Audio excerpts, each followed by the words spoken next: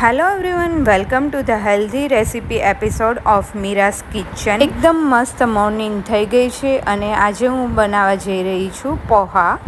એકદમ healthy version નાસ્તાનું। તમે આવી રીતના મોર્નિંગમાં પોહા બનાવી શકો, બહુ જલ્દીથી બની જશે અને તમે આવેથી ટ્રાય ના કરી હોય તો એના માટે મેં અત્યારે ધાણા ભાજી લઈ લીધી છે, એને આપણે કટ કરી લઈશું।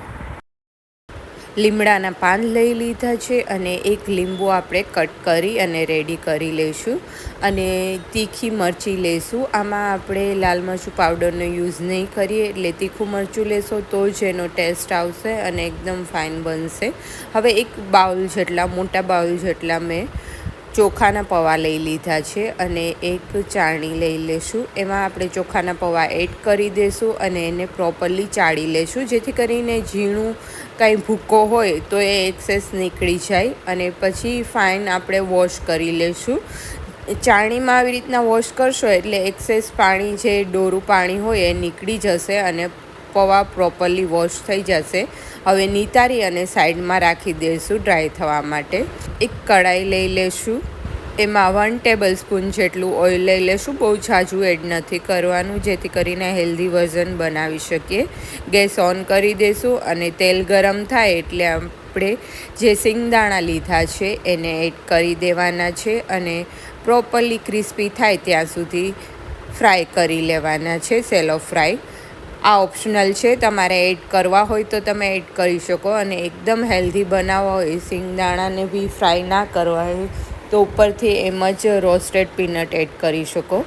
હાફ ટીસ્પૂન જેટલી રાઈ એડ કરી દઈશું, કટ કરેલા મરચાં એડ કરી દઈશું, લીમડાના પાન એડ કરી દઈશું, હળદર એડ કરી દઈશું અને હિંગ એડ કરી દઈશું। પછી પ્રોપરલી મિક્સઅપ કરીને પૌવા જે રેડી કર્યા હતા ડ્રાય, આપ જોઈ શકો છો એકદમ ડ્રાય અને છૂટા છૂટા છે, એ એડ કરી દઈશું અને સ્લો ફ્લેમ કરી દેવાનો છે ગેસનો અને ફોરા હાથે આપણે હલાવશું, જેથી કરીને એકદમ છૂટા રહીએ। હવે થોડું એવું સોલ્ટ એડ કરી દઈશું એઝ પર ધ ટેસ્ટ અને ફાઇનલી એકવાર હજી મિક્સઅપ આપી દઈશું। 4 થી 5 મિનિટ માટે આપણે પૌવાને કૂક થવા દઈશું સાવ સ્લો ફ્લેમ ઉપર, વચ્ચે વચ્ચે ક્યારેક આવી રીતના હલાવતા રહીશું। 4-5 મિનિટ પછી ગેસ ઓફ કરી દઈશું અને લીંબુ હાફ એડ કરી દઈશું। આનાથી બહુ ફાઇન ટેસ્ટ આવશે અને બહુ જ સિમ્પલ રેડી થાય છે, પણ ટેસ્ટમાં બહુ જ ફાઇન લાગે છે। આવી રીતના તમે ડાયટ કરતા હોય ત્યારે બી તમે બ્રેકફાસ્ટમાં આ પૌવા ખાઈ શકો, એકદમ હેલ્ધી રહેશે અને સ્ટમક ફિલિંગ રહેશે। ફાઇનલી એકવાર મિક્સઅપ આપી દઈશું। આવી હેલ્ધી રેસિપીના એપિસોડ્સ જોવા માટે હજી સુધી મારી ચેનલને સબસ્ક્રાઈબ ના કરી હોય તો જલ્દીથી સબસ્ક્રાઈબ કરી લેજો। તો પ્રોપરલી મિક્સઅપ થઈ ગયા બાદ તમે જ્યારે સર્વ કરો ત્યારે બી દાણા એડ કરી શકો અને અત્યારે ડાયરેક્ટલી આમાં જ એડ કરી અને સર્વ કરી શકો।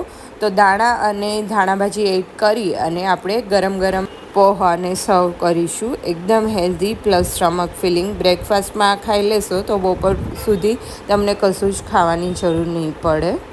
તો આપ બી આ રેસીપી ટ્રાય કરજો અને હા, કમેન્ટ કરતાં ના ભૂલતા કે તમને મારી હેલ્ધી રેસીપી કેવી લાગે છે। Thank you for watching my video.